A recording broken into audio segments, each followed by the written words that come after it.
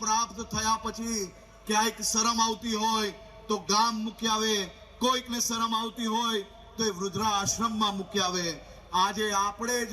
જો આ ધરતી પરથી આ સંકલ્પ લેશો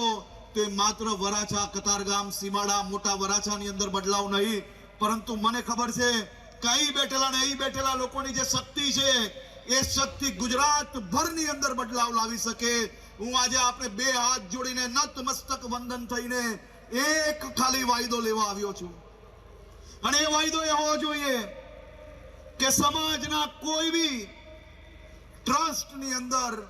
કે કોઈ બી મંદિરોની અંદર, કોઈ બી સંઘની અંદર કે કોઈ બી સ્કૂલની અંદર જો એ બાળક પોતાના માતા પિતાને વૃદ્ધાશ્રમમાં રાખતો હોય, એ બાળક જો એના માતા પિતાને સરખી રીતે ના રાખતો હોય તો આ ટ્રસ્ટોની અંદર એનું ફંડ ના લેવું જોઈએ,